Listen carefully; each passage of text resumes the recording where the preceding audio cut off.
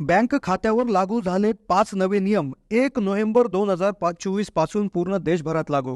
कोणत्याही बँकेत तसेच पोस्ट ऑफिसमध्ये तुमचं बँक खातं असेल तर हा व्हिडिओ लक्षपूर्वक पाहत राहा. पहिल्या नियमाचं उल्लंघन केल्यास 500 रुपये दंड, दुसऱ्या नियमाचं उल्लंघन केल्यास 2000, तर तिसऱ्या नियमाचं उल्लंघन केल्यास इतका दंड होईल की जो भरता भरता पैसे संपून जातील. होय, नियम असे आहेत की जे पूर्वीपासूनच आहेत, पण काही नियमांमध्ये बदल झालाय आणि ते 1 नोव्हेंबर 2024 पासून लागू होतील. हे जर तुम्हाला माहिती नसतील तर तुम्हाला प्रचंड मोठ्या दंडाचा सामना करावा लागेल. आणि नियमच माहीत नसतील तर लोक फसवणूक देखील करू शकतात, कारण की बँक खात्यात असणारे पैसे आणि बँक खातं आणि होणारी फसवणूक यांचं फार मोठं कनेक्शन आहे. काही लोकांनी आत्ताच खाते उघडलेले आहेत. पोस्ट ऑफिसेसमध्ये, स्टेट बँक ऑफ इंडियामध्ये किंवा स्थानिक बँकांमध्ये जरी तुमचं खातं असेल तरी हे 5 नियम तुमच्यासाठी जाणून घेणं गरजेचं आहे, नाहीतर होईल प्रचंड मोठं नुकसान. त्यामुळे व्हिडिओ फक्त स्किप न करता लक्षपूर्वक पाहत राहा, कारण की एक ना एक नियम हा अत्यंत महत्वाचा असणार आहे. महिला पुरुष कोणीही असू द्या, कोणीही खातं उघडलं असेल, पूर्वीचं खातं असेल, एकापेक्षा जास्त खाते असतील तर हा तर व्हिडिओ तुम्ही पाहिल्याशिवाय बंदच करू नका. त्यामुळे व्हिडिओ लक्षपूर्वक पाहत राहा. चॅनलला नवीन असाल तर जरूर सबस्क्राईब करा.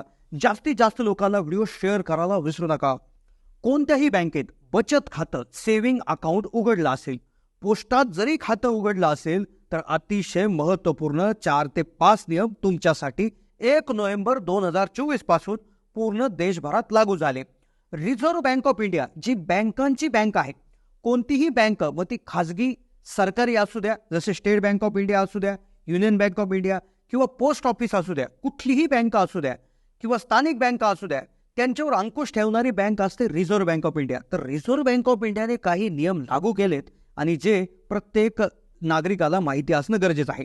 आता त्यातच ज्या नागरिकांचे 2 बँक खाते आहेत त्यांच्यासाठी तर अतिशय महत्त्वाचा नियम आहे. एक नियम असा आहे की ज्यांनी आत्ताच खातं उघडलंय त्यांच्यासाठी देखील एक कठीण निर्णय आहे. तर एक निर्णय किंवा एक नियम असा आहे की जो सर्व खातेधारकांसाठी आहे, पण तो बऱ्याचशा खातेधारकांना माहिती नाही, ज्यामुळे तुमच्यावर इन्कम टॅक्स विभागाची करडी नजर आहे आणि ज्यामुळे तुम्हाला प्रचंड मोठा दंड भरावा लागू शकतो. आता बचत बँक खात्याचा पहिला नियम, बचत खातं, सेव्हिंग अकाउंट जर तुमच्या खात्यामध्ये तुमचं खातं जर असेल तर तुमच्यासाठी हे लिमिट माहिती असणं गरजेचं आहे. खूप महत्त्वाच्या गोष्टीबद्दल आपण आज माहिती घेतोय. सर्वांच्या अशी बँक खातं असतं आणि बँक खात्यामध्ये काहीतरी पैसे असतातच, पण बँक खात्यात, बचत खात्यामध्ये किती पैसे असायला पाहिजे याच्याविषयी एक अतिशय महत्त्वाचा नियम आहे, नाहीतर होईल मोठा दंड. आता दैनिक म्हणजे दररोज तुम्ही जर जमा, म्हणजे आता बँक खात्यामध्ये तुम्ही केव्हा नाही केव्हा पैसे जमा करणार. आता पैसे जमा करण्यासाठी एक लिमिट आहे. ती लिमिट जर तुम्ही ओलांडली तर तुम्हाला होऊ शकतो मोठा दंड. आता लक्षात घ्या, किती पैसे आपण बँकेत जमा करू शकतो. आता कॅशमध्ये जर आपण पैसे घेऊन गेलो बँकेमध्ये जमा करायला तर आपण दररोज जास्तीत जास्त 50,000 रुपये जमा करू शकतो. जर याच्यापेक्षा जास्त जर पैसे जमा करायला तुम्ही गेले तर तुम्हाला पॅन नंबर तुमचा दाखवावा लागतो. पॅन नंबर दाखवला की लगेच समजतं की कोणी हे पैसे भरलेले आहेत आणि त्याचा देखील चेकअप होऊ शकतो. मग आता लक्षात घ्या, हे झालं पैसे भरण्याचं. आता जर तुमच्या खात्यावर काहीतरी पैसे शिल्लक आहे, आता जर 1,00,000 रुपयापेक्षा जास्त पैसे जर तुमच्या खात्यावर ठेवले, आता बऱ्याच वेळा असं होतं की महिलांचे खाते असतात, विद्यार्थ्यांचे खाते असतात किंवा पुरुषांचे ज्येष्ठ नागरिकांचे खाते असतात, कोणाचे खाते असतात, तर त्याच्यावर जर पैसे जमा होत आले, कधी 10,000 कधी 20,000 असं होत होत होत जर 1,00,000 रुपये जर जमा झाले आणि 1,00,000 रुपयापेक्षा जर जास्त रोकड किंवा कॅश जर जमा झाली तर सरकारकडून ती तपासली जाईल. कारण की बँकेला हे बघायचं असतं की हे पैसे योग्य पद्धतीनं आले आहे की नाही. त्यामुळे लक्षात घ्या, म्हणजे आता मग त्यातल्या त्यात 1 वर्षासाठी एक लिमिट आहे. मग आता तुम्ही कशाच तरी एखाद्या खात्यात पैसे आले, कोणीतरी पाठवले, नातेवाईकाने पाठवले, तुम्ही एखादा व्यवसाय करताय त्याचे पैसे आले, मग तुम्ही जर हे सेव्हिंग खातं, बचत खात्यावर जर हे व्यवहार करत असाल तर वर्षाला जास्तीत जास्त तुम्ही खात्यावर 10,00,000 रुपये त्या ठिकाणी ठेवू शकता.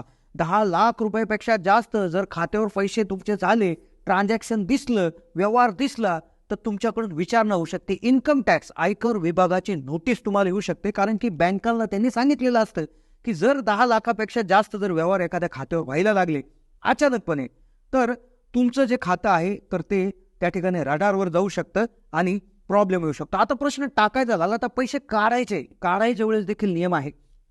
आता बऱ्याच महिलांकडं, बऱ्याच पुरुषांकडं ज्यांचं बँक खातं आहे, सिनियर सिटीजनकडं त्यांचे ATM कार्ड असतं. मग आता ATM कार्ड जे आहे, तर ATM कार्डासाठी देखील नियम आहे. तर ATM कार्डामधून तुम्ही एका दिवसाला 1,00,000 रुपयेच काढू शकता. त्यासाठी तुमच्या बँकेचं ATM म्हणजे डेबिट कार्ड असणं गरजेचं आहे.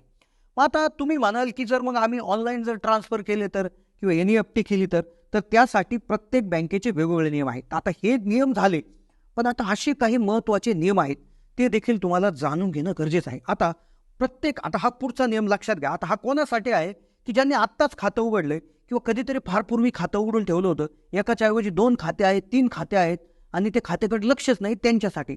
आता प्रत्येक बँकेचा एक नियम असतो, की तुमचं खातं हे ॲक्टिव्ह असलं पाहिजे. त्याच्यावर काही ना काही व्यवहार झालं पाहिजे. 1-2 रुपये का होईना त्याच्यावर ट्रान्सफर झाले पाहिजे आणि सगळ्यात महत्त्वाचं म्हणजे जो मिनिमम बॅलन्स असतो, म्हणजे प्रत्येक बँकेने ठरवून दिलेला असतो, की उदाहरणार्थ आता झिरो बॅलन्सवाले देखील खाते असतातच. पण पूर्वी ही खाती नसायची. त्यामुळे आपण जुन्या काळात कधीतरी खातं खोललेलं असायचं 2-4 वर्षापूर्वी, 5 वर्षापूर्वी आणि त्याच्यात त्यांचा नियम राहायचा, की 500 रुपये तरी पाहिजे, 1000 रुपये तरी पाहिजे आणि आपण ते मेंटेन करत नसलो तर आपल्यावर दंड पडू शकतो. त्यातच मग काय होतं, तुम्ही 1000-2000 रुपये टाकलेले जरी असतील, कुठल्या योजनेचे पैसे आलेले असतील, मग काय होतं, तुम्हाला SMS पाठवण्यासाठी, तुमचं ATM चालू ठेवण्यासाठी, इंटरनेट बँकिंग सुरू ठेवण्यासाठी ते काय करतं, बँक त्याच्यामधून त्यांचे लागणारे शुल्क कट करून घेत राहतं आणि असं होत एक दिवस असा येतो, की तुमचा बॅलन्स झिरो होतो आणि झिरोमधून कदाचित तो मायनसही जातो आणि मग प्रॉब्लेम यायला सुरुवात होते. मग हे खातं त्या ठिकाणी इनॅक्टिव्ह होतं, खातं बंद होतं. त्याचबरोबर एक असाही आता हे विषय आहे, असा एक नियम आहे, की ज्यांचे एकापेक्षा जास्त खाते आहेत, 2 खाते आहेत, 3 खाते आहेत. आता त्यांच्यासाठी काय नियम आहे बघा. बऱ्याचशा लोकांनी कधीतरी एक खातं खोललं, नंतर परत खोललं, नंतर तिसरं खोललं, चौथं खोललं प्रत्येक बँकेचं.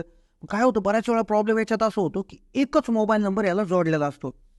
4-5 खाते असले तरी एकाच व्यक्तीचा एकच नंबर त्याला जोडलेला असतो. याच्याने प्रॉब्लेम काय होतो लक्षात घ्या. प्रॉब्लेम बँकेचा काही इश्यू नाही. बँक आता नवीन नियम काढणारच आहे यासाठी. तो नियम मी पुढे सांगतोच.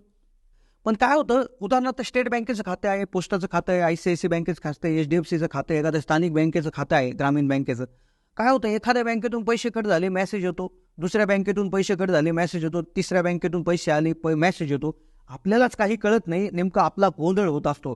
मग हा गोंधळ होऊ नये आणि यामध्ये फसवणूक होण्याचा प्रॉब्लेम फार होत असतो. कारण की जर तुमचा मोबाईल हॅक झाला, तुमचा मोबाईल चोरीला गेला, सिम कार्डचा इश्यू झाला किंवा मोबाईलचं स्वॅपिंगचं जे फीचर आहे ते लोकांनी जर सुरू केलं, सिम स्वॅप, तर तुमच्या सगळ्या खात्यातून पैसे रिकामे होऊ शकतात. तर त्यामुळेच असंच बँकेकडून आवाहन करण्यात येत असतं, की शक्यतो प्रत्येक बँक खात्याला हा वेगवेगळा मोबाईल नंबर असावा, जेणेकरून एक मोबाईल जरी त्या ठिकाणी हे गेला तर बाकीच्या खात्यांना प्रॉब्लेम होणार नाही.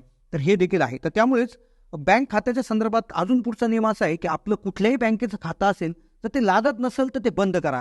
कारण की काय होतं, प्रत्येक खात्याचं ते मेंटेन करणं, त्याचं मिनिमम बॅलन्स मेंटेन करणं हे प्रत्येकाला शक्य होत नाही. त्याचे मेसेजेस, त्याचे नियम, कायदे सगळं जाणून घेणं चुकीचं आहे. म्हणजे आपल्याला ते जमत नाही वेळेवर. त्यामुळे जेवढे 1 किंवा 2 फार तर फार 2 खाते त्या ठिकाणी ठेवा. तिसरं खातं उघडूच नका.